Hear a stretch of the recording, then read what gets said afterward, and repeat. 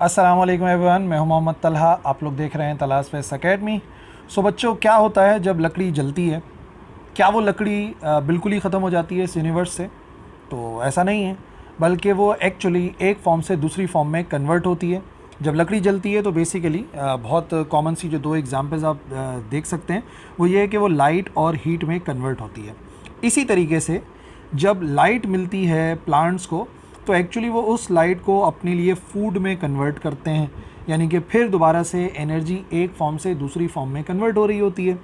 और प्लांट्स के अलावा अगर हम अपनी बात करें तो हम भी जब कोई खाना खाते हैं तो एक्चुअली वो जो फूड है वो केमिकल एनर्जी में कन्वर्ट होता है और हमें एनर्जी को प्रोवाइड करता है।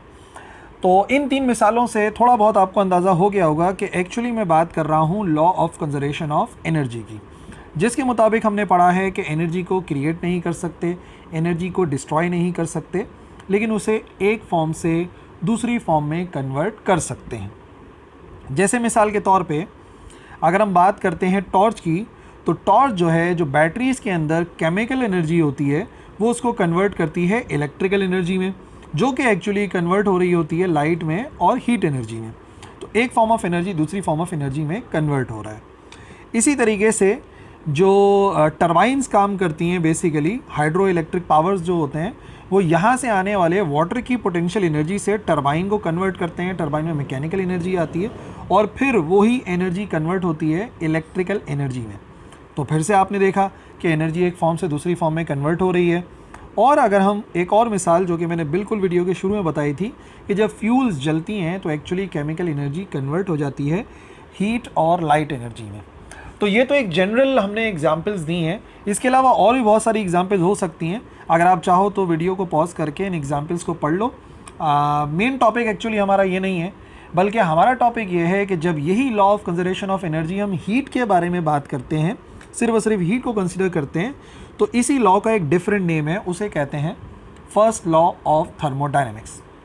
आज का हमारा lecture first law of thermodynamics को समझने के हवाले से है और फिर फर्स्ट लॉ ऑफ थर्मोडायनेमिक्स को अप्लाई करना है चार मुख्तलिफ प्रोसेसेस के अंदर, मैथमेटिकली, ग्राफिकली, और कुछ एग्जांपल्स भी डिस्कस करेंगे। तो स्टार्ट करते हैं फर्स्ट लॉ ऑफ थर्मोडायनेमिक्स की स्टेटमेंट को समझने से कि एक्चुअली ये लॉ कहता क्या है। किसी भी थर्मोडायनेमिक प्रोसेस के अंदर जब हीट, जिसे हम डेल्टा क्यू से शो कर रहे हैं, उसे हम सिस्टम में ऐड करते हैं तो ये जो एनर्जी है वो अपेयर होती है सबसे पहले इंटरनल एनर्जी के इंक्रीज़ करने में, डेल्टा यू, यानी कि इंटरनल एनर्जी जो हम ऑलरेडी डिस्कस कर चुके हैं, यू होता है, तो उसके इंक्रीज़ के अंदर कन्वर्ट हो जाती है, और plus work done by the system में कन्वर्ट हो जाती है। इसका मतलब यह है कि जब भी किसी सिस्टम को हीट प्रोवाइड की जाती है तो वो हीट एक्चुअली दो हिस्सों में कन्वर्ट हो जाती है। पहला क्या होता है कि उस सिस्टम की इंटरनल एनर्जी के अंदर इजाफा होता है, और दूसरा सिस्टम जो है वो वर्क डन करता है, यानी कि सिस्टम काम करता है। ठीक है, ये तो हमने एक तरीके से समझा। इसी को मैथमेटिकली ऐसे लिख सकते हैं, जहाँ पे डेल्टा क्यू मैंने आपको बताया व्हाट इज़ डेल्टा क्यू, यहाँ पे लिखा हुआ है कि हमने सिस्टम को कितनी हीट सप्लाई की है, तो एक्चुअली ये हीट सप्लाइड होती है। डेल्टा यू क्या हो गया, इंटरनल एनर्जी के अंदर इंक्रीज़ आया, ठीक है, वो हो गया डेल्टा यू, इंटरनल एनर्जी का इंक्रीज़ होना। और इसी तरीके से जो यहाँ पर डेल्टा डब्ल्यू लिखा हुआ है, बेसिकली ये जाहिर कर रहा है work done by the system को, कि सिस्टम ने कितना काम करा। ठीक है, तो एक तरीके से तो मैंने आपको समझा दिया कि जब भी किसी सिस्टम में एनर्जी हीट की फॉर्म में हम ऐड करते हैं तो एक्चुअली वो दो हिस्सों में कन्वर्ट हो जाती है। एक तो वो सिस्टम वर्क डन करता है, और दूसरा उसकी इंटरनल एनर्जी में इजाफा होता है, यानी कि उसके टेम्परेचर के अंदर इजाफा आता है। अगर इसी चीज़ को दूसरे तरीके से समझें तो इस स्टेटमेंट को थोड़ा सा डिफरेंट तरीके से भी हम पढ़ सकते हैं, जो कि यह है कि the change in internal energy of the system, जो डेल्टा यू है एक्चुअली, यानी कि अगर आप मालूम करना चाहते हैं किसी सिस्टम के अंदर इंटरनल एनर्जी के अंदर कितना चेंज आया, तो आपने क्या करना है, नेट हीट ट्रांसफ़र देखना है कि कितना हीट जो है वो ट्रांसफ़र किया गया उस सिस्टम को, और फिर उसमें से माइनस कर देना है net work done by the system, minus कर दें कि उस सिस्टम ने कितना वर्क किया। मतलब कि अगर आप जानना चाहते हैं कि इंटरनल एनर्जी के अंदर सिस्टम में कितना डिफरेंस आया, तो आप ये देखेंगे आपने सिस्टम को कितनी हीट दी, उसमें से कितनी उसने काम में कन्वर्ट कर दी, तो जो फ़र्क आएगा बेसिकली वही इंटरनल एनर्जी का इजाफा होगा जो कि लास्ट लेक्चर के अंदर ने डिस्कस किया था। एक्चुअली टेम्परेचर के चेंज होने को रिप्रेजेंट करता है in case of ideal gas system. ठीक है जी, इन्हीं दोनों को अगर एक साथ समझते हैं तो देख लो, जब भी हीट सप्लाई की जाती है तो वो दो हिस्सों में कन्वर्ट हो जाती है, इंटरनल एनर्जी और वर्क डन। यानी कि सिस्टम काम करता है, गैस एक्सपेंड करती है, और दूसरा उसके टेम्परेचर में इजाफा होता है। और अगर इस तरीके से समझना चाहो कि किसी सिस्टम की इंटरनल एनर्जी में कितना इजाफा आया, तो आप कैसे मालूम करेंगे? कितनी हीट सप्लाई करी उसमें से माइनस कर दो कि उस सिस्टम ने कितनी हीट वर्क में कन्वर्ट कर दी। तो जितनी वर्क में कन्वर्ट कर देगा माइनस जो कुछ बचेगा वो सारी की सारी इंटरनल एनर्जी में कन्वर्ट हो जाएगी। ठीक है, तो ये वही जो law of conservation of energy था उसको थोड़े डिफरेंट तरीके के साथ हमने in case of heat discuss करा, जिसे फर्स्ट लॉ ऑफ थर्मोडायनेमिक्स कहते हैं। ठीक है जी, इसी के साथ साथ मैं उसको समझाता हूँ मैथमेटिकली। ये एक सिलेंडर है, ठीक है ना, this is just a cylinder, और इस सिलेंडर के ऊपर हमने एक पिस्टन डाल दिया, एक ढक्कन डाल दिया मैंने इस पिस्टन के ऊपर। ठीक है, और इस सिलेंडर के अंदर हमने गैस को फिल कर दिया। अभी मैं समझाना चाह रहा हूँ कि वाकई देखो हीट कैसे दो चीज़ों में कन्वर्ट हो रही है। अब क्या करा हमने, यहाँ पर प्रेशर P मौजूद है। ठीक है, हमने ऊपर जो पिस्टन रखा हुआ है या गैस के अंदर जो प्रेशर है वो P के बराबर हो गया। ये मैंने रख दिया एक हॉट बॉडी पे। हॉट बॉडी एक्चुअली हीट को सप्लाई करने का काम करती है, यानी कि डेल्टा Q करती है। फिर क्या होगा, जब हीट यहाँ से निकलेगी तो गैस के मॉलिक्यूल्स के पास जाएगी। ये सारी की सारी हीट निकल के गैस के मॉलिक्यूल्स के पास जाएगी। गैस के मॉलिक्यूल्स पहले से ज़्यादा वाइब्रेट करेंगे। फ़िलहाल इस पोजीशन पर थे, हीट मिलने की वजह से जो सिस्टम है ये मॉलिक्यूल्स ऊपर की तरफ फोर्स अप्लाई करेंगे, और नतीजे में गैस एक्सपेंड हो गई और थोड़ा सा उसका टेम्परेचर भी बढ़ गया। अगर आप नोट करो तो उसके टेम्परेचर के अंदर ही मैंने इजाफा दिखाया है। दोनों तरीक़ों से आप समझ सकते हो। यहाँ पे आप देखोगे तो गैस का टेम्परेचर भी बढ़ जाएगा और वो सिस्टम फैलेगा भी। तो अगर आप देखो तो सिस्टम फैल गया, कुछ उसने हाइट कवर कर ली है, उसको हम D का नाम दे सकते हैं या H का नाम दे सकते हैं। तो दो काम हुए देखो यहाँ पर। एक तो वर्क डन हुआ, जो कि एक्चुअली हमें पता है P डेल्टा V के बराबर आता है। आपने देखा वॉल्यूम चेंज हुआ, पहले वॉल्यूम डिफरेंट था, बाद में वॉल्यूम डिफरेंट हो गया, तो सिस्टम ने काम तो किया है। और दूसरा, सिस्टम के टेम्परेचर में चेंज आया, इसका मतलब इंटरनल एनर्जी में इजाफा हुआ है। तो जब भी हम ये सिस्टम को हीट प्रोवाइड करते हैं तो बेसिकली दो काम होते हैं। एक तो जो गैस है उसका टेम्परेचर बढ़ता है, और दूसरा जो सिस्टम होता है वो वर्क डन करता है। ठीक है जी, अब आ जाओ applications of first law of thermodynamics से। यानी कि इसी लॉ को एक्चुअली अब हम अप्लाई करेंगे चार मुख्तलिफ प्रोसेस के अंदर, और तभी इसको कहते हैं एप्लीकेशन। पहला प्रोसेस होगा आइसोबैरिक प्रोसेस, फिर होगा आइसोकोरिक प्रोसेस, फिर होगा आइसोथर्मल प्रोसेस, और फिर होगा एडियाबैटिक प्रोसेस। अब आपने एक बात जहन में बिठा लेनी है कि हर एक प्रोसेस की मीनिंग समझनी है कि उस प्रोसेस में होता क्या है, फिर उसको मैथमेटिकली समझना है कि फर्स्ट लॉ अप्लाई करने के बाद क्या आंसर आता है, और उसके बाद ग्राफ को डिस्कस करेंगे। और वैसे एग्जाम्पल्स बुक में डिस्कस नहीं हुई, लेकिन मैं कुछ एग्जाम्पल्स दूंगा, उससे समझने में बहुत आसानी हो जाएगी। तो पहली एप्लीकेशन अगर समझते हैं आइसोबैरिक प्रोसेस की, तो आइसोबैरिक प्रोसेस क्या है? ये एक थर्मोडायनेमिकल प्रोसेस है in which the pressure on the system is kept constant. यानी कि अगर किसी भी थर्मोडायनेमिकल प्रोसेस में, यानी कि हीट देने वाले प्रोसेस में, वर्क डन वाले प्रोसेस में, अगर हम प्रेशर को कांस्टेंट रखते हैं, प्रेशर इज केप्ट कांस्टेंट, तो ऐसे प्रोसेस को कहते हैं आइसोबैरिक प्रोसेस। और पता है आप इसको याद भी कर सकते हो, कहीं पर भी आप ये आइसो का वर्ड देखोगे तो एक्चुअली वो रिप्रेजेंट करता है सेम को, और ये जो बार आपको वर्ड लिखा हुआ नजर आ रहा है, actually this is the old name for pressure. इसका मतलब आइसोबैरिक प्रोसेस का मतलब सेम प्रेशर वाला प्रोसेस। समझ आ गई ना बात? तो आप आइसोबैरिक से याद रखो कि आइसोबैरिक प्रोसेस का मतलब हो गया सेम प्रेशर वाला प्रोसेस, और पूरी डेफिनेशन ये हो जाएगी, एक ऐसा थर्मोडायनेमिकल प्रोसेस जिसमें सिस्टम में के ऊपर रखा हुआ प्रेशर हम नहीं बदलते, और बाकी जो है वो वही थर्मोडायनेमिकल प्रोसेस होता है, हीट देते हैं, वर्क डन होता है। तो ऐसे प्रोसेस को आइसोबैरिक प्रोसेस कहा जाता है। जैसे मिसाल के तौर पे ये एक सिलेंडर है जिसके ऊपर हम एक पिस्टन रख देंगे। ये आ गया पिस्टन, ठीक है। जो भी इसका प्रेशर है, कुछ ना कुछ तो पिस्टन का प्रेशर होगा, वज़न होगा, उसको हम बदलेंगे नहीं, ठीक है। अंदर हमने गैस को फिल कर दिया और सिस्टम को रख दिया एक हॉट बॉडी पे, जिससे वो कुछ अमाउंट ऑफ हीट को एब्जॉर्ब करेगा। मैं मिसाल के तौर पे इसका amount of heat delta Q के बराबर है। फिर क्या होगा, हीट यहाँ से निकलेगी, गैस के मॉलिक्यूल्स के पास जाएगी, गैस के मॉलिक्यूल्स पहले से ज़्यादा वाइब्रेट करेंगे, उनकी एनर्जी बढ़ जाएगी because heat is a form of energy. तो नतीजे में क्या होगा, सिस्टम एक्सपेंड करेगा और उसके गैस के टेम्परेचर में भी डिफरेंस आएगा। अगर ये दोनों स्टेट में आपको एक साथ दिखाऊं तो इस तरीके से देखो, यहाँ पे रखा हुआ प्रेशर भी P के बराबर था और बाद वाला प्रेशर भी P के बराबर है, लेकिन आप देखो वॉल्यूम के अंदर फ़र्क आ गया। पहले अगर गैस इतनी थी, अब गैस यहाँ तक पहुँच गई, यानी कि गैस ने कुछ ना कुछ हाइट कवर की है, एक्स्ट्रा हाइट कवर करी है, तो यकीनन इसके वॉल्यूम में फ़र्क आया। अगर इधर का वॉल्यूम V1 के बराबर है तो यहाँ का वॉल्यूम V2 हो गया बढ़ने के बाद। अच्छा, अब मैं अगर अप्लाई करता हूँ according to first law of thermodynamics, apply कर रहे हैं ना उसको, फर्स्ट लॉ ऑफ थर्मोडायनेमिक्स को। तो वैसे फर्स्ट लॉ ऑफ थर्मोडायनेमिक्स होता है जब भी हीट प्रोवाइड की जाती है कि सिस्टम को, तो दो हिस्सों में कन्वर्ट होती है। एक तो इंटरनल एनर्जी में इजाफा होता है और दूसरा ये कि सिस्टम काम करता है। अब इस केस के अंदर वर्क डन कितना हो रहा है, इन दिस केस इस सिस्टम में अगर वर्क डन की बात की जाए तो एक्चुअली वर्क डन बराबर होता है P डेल्टा V के। लास्ट लेक्चर में हम उसको समझ चुके हैं कि कैसे आता है P डेल्टा V। अगर इस वैल्यू को इक्वेशन 1 में पुट करते हैं, पुटिंग इन इक्वेशन 1, तो क्या रिजल्ट आता है, डेल्टा Q बराबर आ जाएगा delta U plus P delta V। और चाहो तो इस P डेल्टा V को हमें पता है, डेल्टा V का मतलब क्या होता है, डेल्टा V का मतलब होता है चेंज इन वॉल्यूम। तो वॉल्यूम में चेंज कैसे हो सकता है, फाइनल माइनस इनिशियल। सही है। तो ये जो इक्वेशन मैंने लिखी है अभी ये इक्वेशन एक्चुअली आइसोबैरिक प्रोसेस में जब हम फर्स्ट लॉ ऑफ थर्मोडायनेमिक्स को अप्लाई करते हैं तो ये कुछ कंडीशन आती है।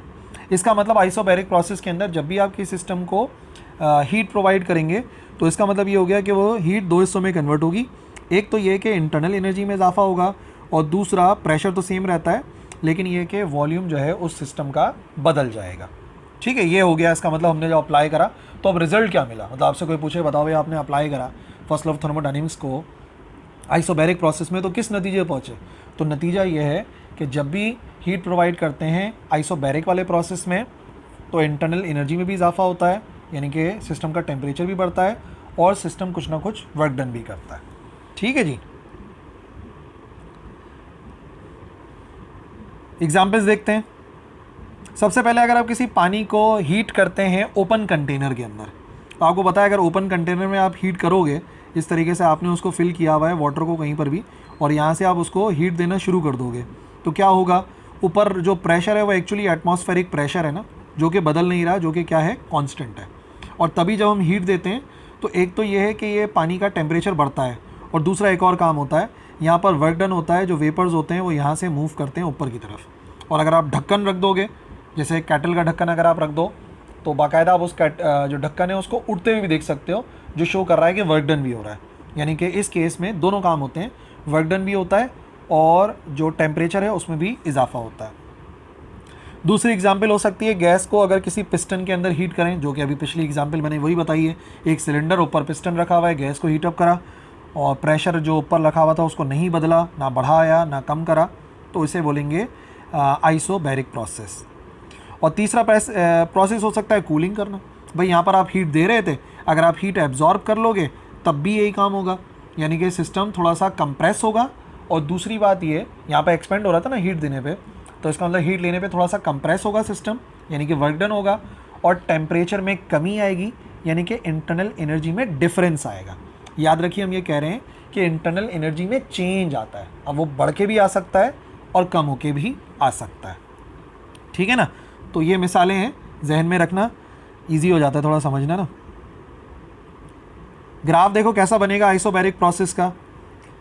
यहाँ पर प्रेशर है, यहाँ पे वॉल्यूम है, एक्स एक्सिस में वॉल्यूम, वाई एक्सिस के अंदर प्रेशर। और अहम बात यह है कि जब प्रोसेस शुरू हुआ था तो वॉल्यूम कम था तो मैंने V1 बोल दिया, फिर जब प्रोसेस आगे गया तो वॉल्यूम बढ़ गया, V2 हो गया। लेकिन इस दौरान आपने एक बात नोट करी कि जो प्रेशर था उसको मैंने चेंज होने नहीं दिया था, थ्रू आउट प्रेशर सेम रहा था। तो अगर मिसाल के तौर पे ये क्वेश्चन MCQs के अंदर आता है तो इस तरीके से क्वेश्चन लिखा होता है, the graph of isobaric process is, तो उसका जवाब क्या होगा।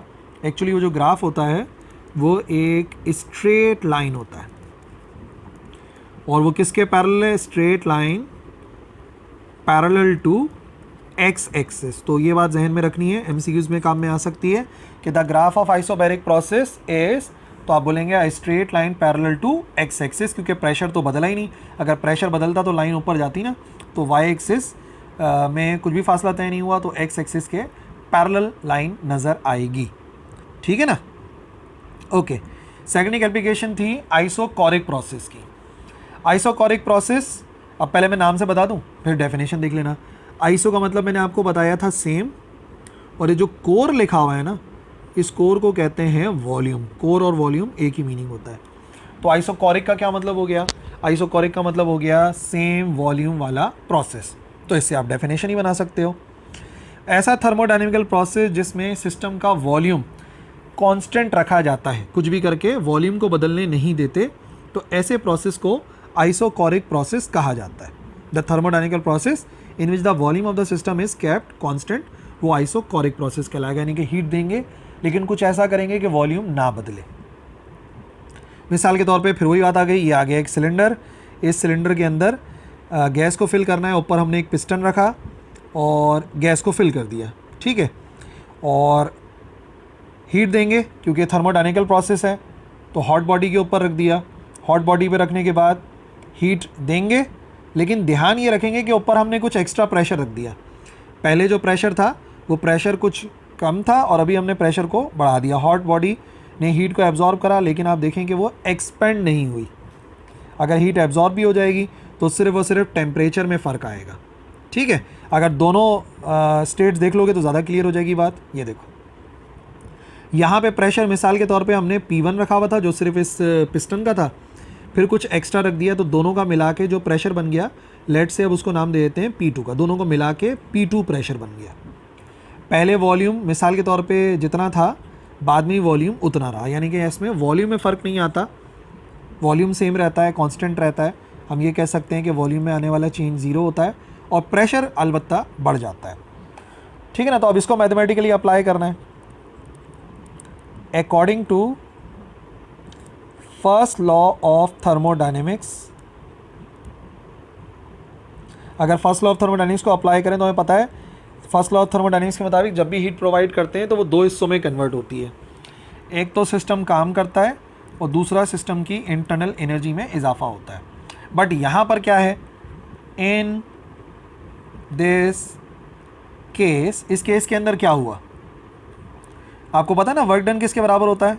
वर्क डन बराबर होता है P डेल्टा V के, क्योंकि डेल्टा V इस केस में ज़ीरो के बराबर है। कैसे भाई? क्योंकि हम बार बार कह रहे हैं कि वॉल्यूम कांस्टेंट है, वॉल्यूम को तो हमने चेंज होने दिया ही नहीं, तो जब वॉल्यूम चेंज नहीं हुआ तो डेल्टा V ज़ीरो के बराबर है। और अगर डेल्टा V ज़ीरो के बराबर है तो इसका मतलब वर्क डन भी एक्चुअली किसके बराबर आ जाएगा? ज़ीरो के। भाई जब डेल्टा V ज़ीरो है तो प्रेशर चाहे जितना भी रख दो, ज़ीरो मल्टीप्लाई होगा P से ज़ीरो कर देगा, तो it means work done zero हो गया। तो क्या बनेगी फिर हमारी इक्वेशन 2? अगर इक्वेशन 2 में वैल्यूज़ पुट करें, डेल्टा Q बराबर आ जाएगा, वर्क डन की जगह पे ज़ीरो आ गया, ये आ गया डेल्टा U। ठीक है। तो क्या सीखा आपने जब फर्स्ट लॉ ऑफ थर्मोडायनेमिक्स को अप्लाई करा आइसोकोरिक प्रोसेस में?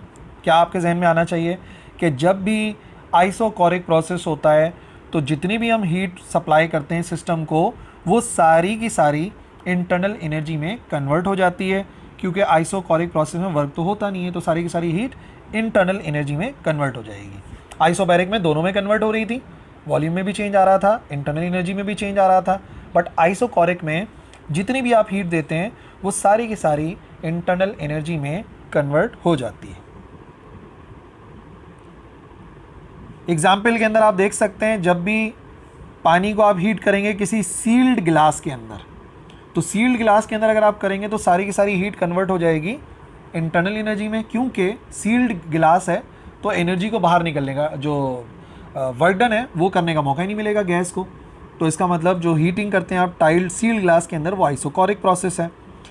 प्रेशर कुकर इसी उसूल पे काम करता है भाई। आप खुद देखें ना, प्रेशर कुकर के अंदर खाना क्यों बन जाता है? क्योंकि एक नॉर्मल बर्तन के अंदर मैंने समझाया कि जब भी आप हीट करते हैं तो थोड़ा बहुत इंटरनल एनर्जी में चेंज आता है और कुछ वर्क डन में यूज़ हो जाती है। लेकिन अगर प्रेशर कुकर है जहाँ से ऊपर मैंने इसको टाइटली पैक किया हुआ है, तो फिर क्या होता है, प्रेशर लगातार ऊपर से बढ़ता चला जाता है। वो सीटी वगैरह जो हमने रखी होती है ना, वज़न रखा होता है इसके ऊपर, प्रेशर लगातार बढ़ता चला जाता है। लेकिन नतीजे में क्या होता है, जितनी भी आप हीट देते हैं वो सारी की सारी जो भी चीज़ आप पका रहे हो उसको गलाने में इस्तेमाल हो जाती है। अगर आप गोश्त पका रहे हो, दाल गला रहे हो, तो दाल गलाने में इस्तेमाल हो जाती है। तो प्रेशर कुकर में खाना इसी वजह से जल्दी बन जाता है, गैस कम खर्च होती है, क्योंकि उसमें एनर्जी वर्क डन में ज़ाया नहीं होती, बल्कि सारी की सारी खाने को पकाने में इस्तेमाल हो जाती है। और बाकी गाड़ियों के अंदर जो हीटिंग और कूलिंग सिस्टम होता है उसमें भी वॉल्यूम को नहीं बदला जाता और हीटिंग की जाती है, कूलिंग की जाती है। सो वो भी एक केस है आइसोकोरिक प्रोसेस का। ठीक है, अब आप देखो, मैंने आपको डेफिनेशन बता दी, मैंने आपको मैथमेटिकली बता दिया, मैंने आपको एग्जाम्पल्स बता दी। अब आखिरी चीज़ बचती है ग्राफ। हर एक प्रोसेस में ना ये बात तो आपने याद रखनी है कि ये सब कुछ मुझे पता होना चाहिए। अच्छा जी, अब आप देखें क्या चीज़ नहीं बदल रही थी। शुरुआत में जितना वॉल्यूम था आखिर तक वॉल्यूम उतना ही रहा, यानी वॉल्यूम में तो कोई फ़र्क नहीं आया। यहाँ पे हमने वॉल्यूम बना रहे हैं, यहाँ पे प्रेशर बना रहे हैं, वॉल्यूम में तो चेंज नहीं आया, लेकिन पहले प्रेशर कम था, बाद में प्रेशर बढ़ गया। तो अगर आप मिलाएंगे तो एक स्ट्रेट लाइन बनेगी, वॉल्यूम में तो कोई फ़र्क आया नहीं।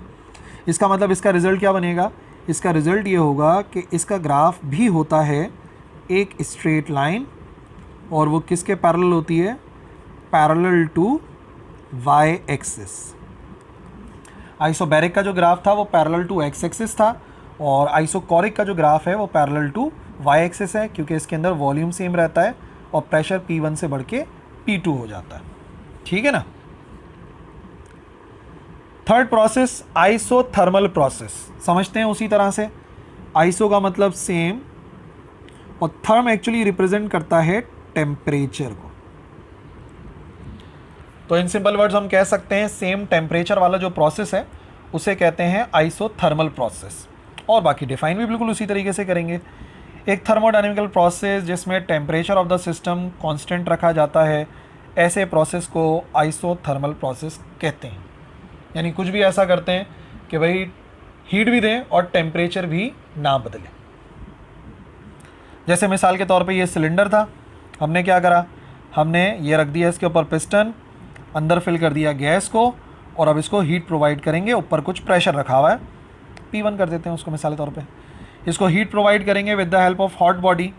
और बस ध्यान क्या रखना है पता है, जब हीट एब्जॉर्ब होगी यहाँ से यहाँ जाएगी तो आपको पता है काइनेटिक एनर्जी बढ़ेगी।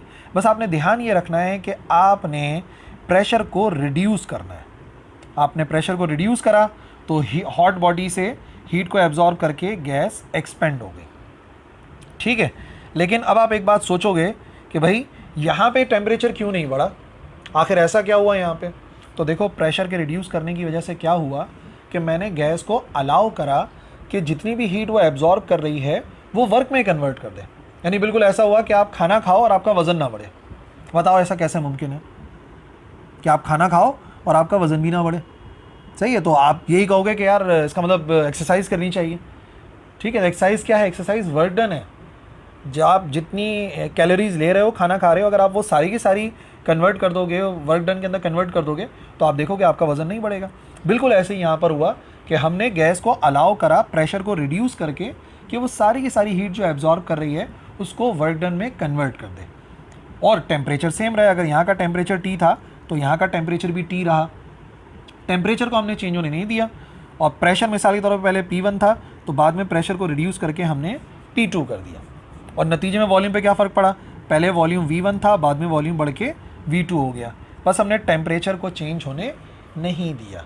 तो आप याद रखिए, अगर आप चाहते हैं कि सिस्टम अपनी इंटरनल एनर्जी को चेंज ना करे, टेम्परेचर को चेंज ना करे, तो या तो आप सिस्टम को कंप्रेस करें, अगर कोल्ड बॉडी पे रखा है उसे आइसोथर्मल कंप्रेशन कहते हैं, या तो अगर हॉट बॉडी पे रखा हुआ है तो आप उसे आइसोथर्मली एक्सपेंड होने का मौका दें। और वो आप कैसे दे सकते हैं, प्रेशर को रिड्यूस करके। ठीक है, तो भाई जितना खाना खा रहे हो उतनी एक्सरसाइज करो तो इंटरनल एनर्जी में इजाफा नहीं होगा, सारी की सारी वर्क डन में कन्वर्ट हो जाएगी। तो चलिए अप्लाई करते हैं according to first law of thermodynamics. पहले अप्लाई करेंगे, उसके बाद देखेंगे इस प्रोसेस में क्या होगा। फर्स्ट लॉ ऑफ थर्मोडायनेमिक्स के मुताबिक जब भी हीट प्रोवाइड करते हैं कि सिस्टम को दो हिस्सों में कन्वर्ट होती है, एक तो इंटरनल एनर्जी में इजाफा होता है और दूसरा वर्क डन होता है। इक्वेशन 3 कर देते हैं इसको। इन दिस इस प्रोसेस के अंदर क्या हुआ, इस प्रोसेस में हमें पता है कि इंटरनल एनर्जी में चेंज ज़ीरो आया। हमें कैसे पता है इंटरनल एनर्जी में चेंज ज़ीरो आया? क्योंकि हम बार बार कह रहे हैं हमने टेम्परेचर को कांस्टेंट रखा, तो इंटरनल एनर्जी में चेंज ज़ीरो आ गया।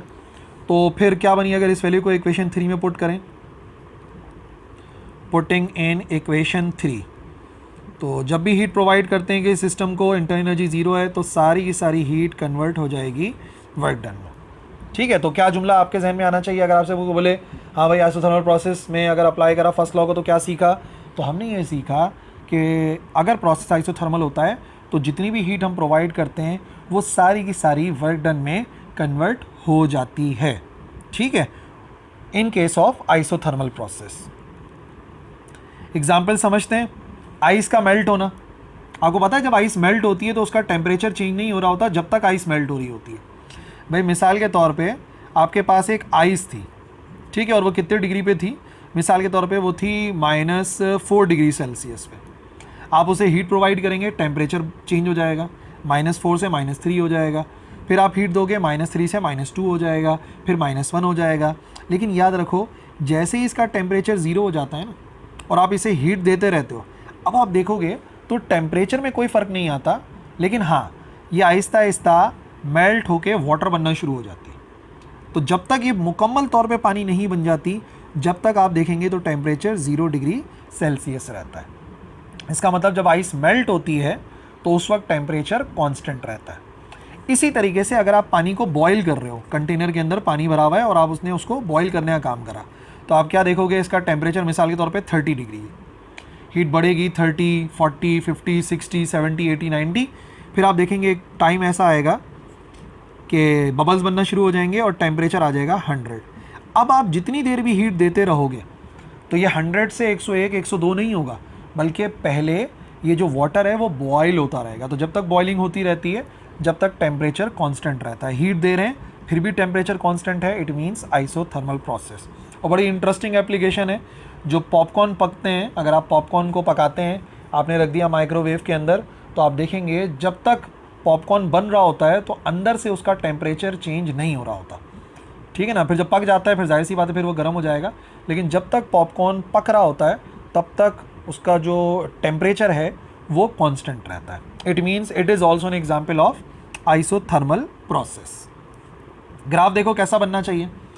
देखो यहाँ पे हमने एक बात सीखी थी कि प्रेशर और वॉल्यूम इन्वर्सली प्रोपोर्शनल है। अगर मैं चाह रहा था कि गैस एक्सपेंड हो जाए तो मुझे प्रेशर को कम करना पड़ रहा था।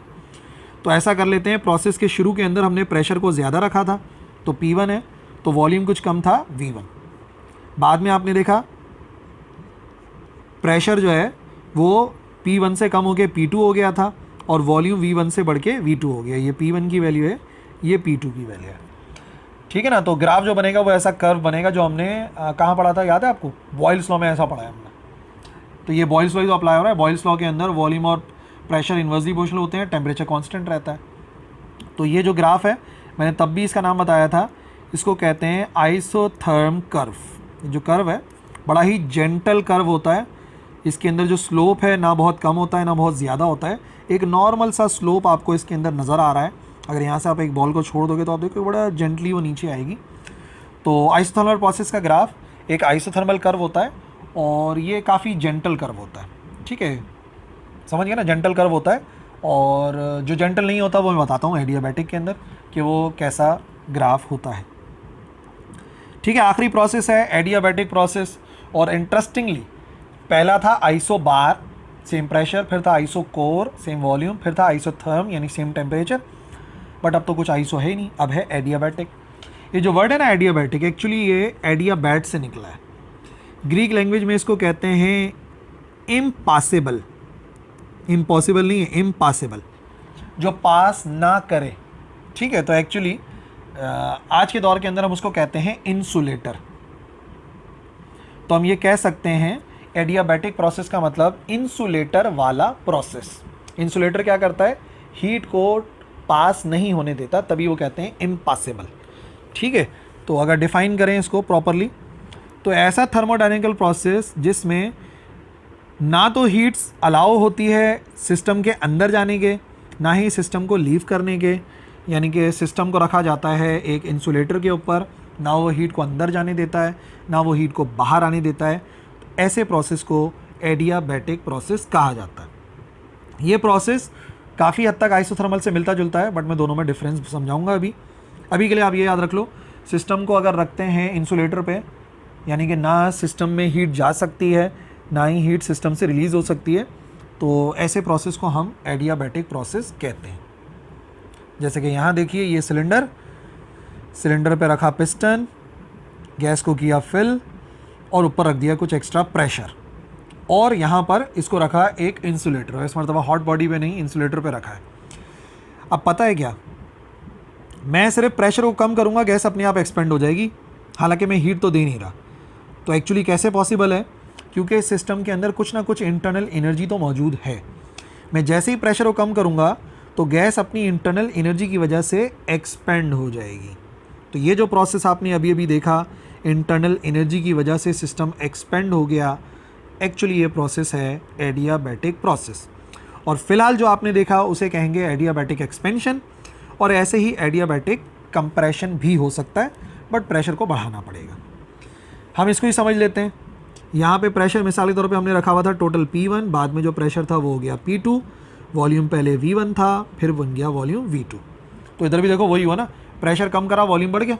आइसोथर्मल में भी ऐसे ही हुआ था, लेकिन फ़र्क है, यहाँ पे टेम्परेचर डिक्रीज़ हुआ होगा, इंटरनल एनर्जी में फ़र्क आया होगा, क्योंकि गैस एक्सपेंड हुई है तो अपनी इंटरनल एनर्जी के बेसिस पे तो हुई होगी। भाई जैसे मिसाल के तौर पे जब आपने रोज़ा रखा हुआ होता है तो खाना वाना खा तो नहीं रहे होते, लेकिन इसका मतलब क्या है कि काम ही नहीं करोगे? नहीं, काम कर सकते हैं, काम कर लेते हैं। कौन सी एनर्जी से कर लेते हो? इंटरनल एनर्जी से।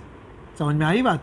तो इंटरनल एनर्जी के ज़रिए सिस्टम ने वर्क कर लिया। अब अगर मैं अप्लाई करता हूँ according to first law of thermodynamics, जब भी हीट प्रोवाइड करते हैं दो हिस्सों में कन्वर्ट होती है, इंटरनल एनर्जी के अंदर इजाफा होता है और सिस्टम वर्क करता है। इक्वेशन 4, इस प्रोसेस के अंदर क्या हुआ? In this process delta Q actually zero के बराबर है, क्योंकि ना हम हीट दे सकते हैं ना हीट रिलीज़ हो सकती। तो एक्चुअली दो केसेस निकल कर आते हैं। अगर मैं यहाँ पे ज़ीरो पुट करता हूँ ना, zero is equal to delta U plus delta W, तो आगे दो केसेस निकल के आ सकते हैं। ये वैल्यू मैंने इक्वेशन 4 में पुट करी है। या तो मैं कह सकता हूँ कि इंटरनल एनर्जी को नेगेटिव कर लूँ, तो मैं बोल दूंगा कि वर्क डन बराबर हो जाएगा माइनस डेल्टा यू के, या फिर चेंज कर लो, ये हो जाएगा डेल्टा यू पॉजिटिव होगा तो नेगेटिव ऑफ डेल्टा डब्ल्यू आ जाएगा। ऐसा मामला होगा। इन दोनों केसेस को पता है हम क्या बोल सकते हैं? यहाँ पर इंटरनल एनर्जी में कमी आई है, इंटरनल एनर्जी क्या हुई है? डिक्रीज़ हुई है, और सिस्टम ने काम करा है, work done by the system है। तो समझ लो जब सिस्टम काम करता है तो इंटरनल एनर्जी डिक्रीज़ हो जाती है, जैसे कि अभी आपने देखा प्रेशर को रिड्यूस करने की वजह से। और यहाँ पे आप देख रहे हैं कि इंटरनल एनर्जी के अंदर इजाफा हो गया, पॉजिटिव है तो इजाफा हो गया, और ये तब होता है जब सिस्टम पर काम किया जाता है, यानी कि ऑन द सिस्टम होता है। ठीक है, और ये कब कब होता है इसको भी देख लो। ये जो आपने देखा है पहला वाला, ये होता है जब आइसोथर्मल एडियाबैटिक एक्सपेंशन होता है, और ये तब होता है जब एडियाबैटिक कंप्रेशन होता है, क्योंकि ये भी दोनों केसेस में हो सकता है ना, कंप्रेशन में भी एक्सपेंशन में भी। अच्छा जी, कहाँ कहाँ इस्तेमाल होता है adiabatic process? Internal combustion engine जितने भी होते हैं तो उसके अंदर एक स्टेप आता है, वो एडियाबैटिक प्रोसेस होता है, यानी कि उसमें हम इंसुलेटेड कर देते हैं सिलेंडर को, ना ही हीट बाहर जाती है ना हीट अंदर जाती है। थर्मस फ्लास्क के अंदर अगर कुछ है तो ना ही हीट अंदर एंटर होगी ना ही हीट बाहर जाएगी, वो भी एडियाबैटिक प्रोसेस होता है। टायर जब बस्ट होता है तो भी वो एडियाबैटिक प्रोसेस होता है। अचानक से जो प्रेशर है वो उसमें कमी आ जाती है, गैस रिलीज़ हो जाती है, तो वो बस्ट हो जाते हैं। अच्छा, मैं आपको कह रहा था कि मैं आपको आइसोथर्मल और एडियाबैटिक का एक फ़र्क बताऊंगा। याद रखिएगा, जो आइसोथर्मल प्रोसेस होते हैं वो स्लो प्रोसेस होते हैं, और एडियाबैटिक प्रोसेस की ख़ास बात ये हमेशा तेज़ प्रोसेस होते हैं। जब टायर पंक्चर होता है और आहिस्ता आहिस्ता हवा निकल रही होती है टायर में से, ठीक है, तो उस वक्त टेम्परेचर सेम रहता है पूरे टायर का, गैस का, आहिस्ता आहिस्ता प्रोसेस हो रहा होता है, आइसोथर्मल होता है। लेकिन जब टायर बर्स्ट होता है तो अचानक से जो टायर है या हवा है वहाँ पे ठंडी हो जाती है। वो इस वजह से क्योंकि वो एडियाबैटिक है, एडियाबैटिक के अंदर इंटरनल एनर्जी कम हो जाती है, कूलिंग इफेक्ट आता है। और तेज़ी से हो रहा है। तो दोनों के अंदर ये फ़र्क आप याद रखिएगा। ग्राफ इसका देखो ऐसे ही बना है, बिल्कुल ऐसे ही ग्राफ आपने तकरीबन देखा था आइसोथर्मल प्रोसेस का, लेकिन ये जो ग्राफ बना है ये थोड़ा सा स्टीपर कर्व है, ये थोड़ा सा स्टीप है। स्टीप का मतलब इसका ढलान ज़्यादा है, इसका स्लोप ज़्यादा है as compare to isothermal process. और ये जो ग्राफ है इसको कहते हैं एडियाबैट कर्व, ठीक है। इसका नाम क्या है? इसका नाम है एडियाबैट कर्व। और बल्कि काम करता हूँ ना, दोनों ग्राफ दिखाता हूँ आपको, फिर आप कंपेयर करो। देखो आइसोथर्मल प्रोसेस काफ़ी जेंटल सा कर्व आ रहा था ना, मैं कह रहा था कि उसका स्लोप बिल्कुल मामूल नॉर्मल सा है, जबकि एडियाबैटिक का अगर आप कर्व देखोगे तो आपको बहुत ज़्यादा स्लोप नज़र आ रहा है। यानी अगर दोनों से आप एक बॉल को रोल कराओगे नीचे की तरफ तो ज़्यादा तेज़ी से बॉल कब नीचे आएगी? ऑब्वियसली एडियाबैटिक में, क्योंकि एडियाबैटिक कर्व जो होता है वो काफ़ी स्टीप है, इसका ढलान ज़्यादा है, और जो आइसोथर्मल है इसका ढलान नॉर्मल है। तो हम कह सकते हैं कि ये जेंटल कर्व है, ठीक है। और चलो एक और इंटरेस्टिंग बात बताता हूँ मज़ेदारी की। एडियाबैटिक प्रोसेस की एक और पहचान बताता हूँ। आप अपने हाथ को अपने फेस के आगे लेकर आओ और एक मर्तबा होठों को कम छोटा करके यानी कम खोल के फूंक मारो। तो ऐसी सूरत में जब आप ब्लो करोगे तो यहाँ से जब गैस बाहर निकलेगी तो अचानक से उसे जगह मिलेगी, तो वो रैपिडली ठंडी हो जाएगी। यानी कि यहाँ पर एडियाबैटिक एक्सपेंशन होगा। और मैंने आपको समझाया एडियाबैटिक एक्सपेंशन की वजह से टेम्परेचर क्या हो जाता है? डिक्रीज़ हो जाता है। तो वो हवा आपको ठंडी लगेगी। आप मुंह को कम खोल के फूंक मारो हाथ की तरफ, जैसे आप चाय को ठंडा करने के लिए फूंक मारते हो, तो आप देखना आपके मुंह से जो है वो ठंडी हवा निकलेगी। जबकि अगर आप मुंह खोल के फूंक मारते हो, मतलब हवा, जैसे गर्मियों के अंदर अपने हाथ को गर्म करने के लिए पूरा मुंह खोल के सांस लेते हैं, हवा बाहर फेंकते हैं मुंह से, तो उस केस में क्या होगा? क्योंकि प्रेशर के अंदर इतना डिफरेंस नहीं आ रहा, तो प्रेशर डिफरेंस ना आने की वजह से यहाँ पे एडियाबैटिक एक्सपेंशन नहीं होती, बल्कि आइसोथर्मल रहता है, सेम रहता है। तो हमारी बॉडी से निकलने वाली एयर तो एक्चुअली गर्म ही होती है, तो यहाँ पे आके क्योंकि वो ठंडी हो जाती है एडियाबैटिक एक्सपेंशन की वजह से, तो हमारे हाथ पे ठंडी महसूस होती है। बट यहाँ पर जो हमारी बॉडी का टेम्परेचर है उसी के मुताबिक एयर बाहर आती है, तो वो हमारे हाथ पर गर्म लगेगी। इन शॉर्ट, मुंह को कम खोल के फूंक मारोगे तो हवा ठंडी होगी, और अगर मुंह को पूरा खोल के फूंक मारोगे तो हवा आपकी बॉडी के टेम्परेचर के मुताबिक होगी, यानी कि गर्म होगी। ठीक है जी। तो बस अब समरी करते हैं, काफ़ी हो जाएगा। आइसोबैरिक के अंदर प्रेशर सेम रहता है और ऐसी सूरत में हीट दो हिस्सों में कन्वर्ट होती है, इंटरनल एनर्जी और वर्क डन होता है। आइसोकोर में वॉल्यूम सेम रहता है और सारी की सारी हीट इंटरनल एनर्जी में कन्वर्ट हो जाती है। आइसोथर्म में टेम्परेचर सेम रहता है और सारी की सारी हीट वर्क डन में कन्वर्ट हो जाती है। एडियाबैट में सिस्टम को इंसुलेटर पे रखते हैं, और अगर एक्सपेंशन होता है तो इंटरनल एनर्जी डिक्रीज़ हो जाती है, अगर कंप्रेशन होता है तो इंटरनल एनर्जी बढ़ जाती है। ठीक है जी। सो ये है आज का हमारा लेक्चर। आई होप समझ में आ गया होगा। कन्फ्यूजन की सूरत में आप कमेंट सेक्शन में लिख सकते हैं, मैं ज़रूर रिप्लाई करूँगा। That's all for this lecture. अल्लाह हाफ़िज़।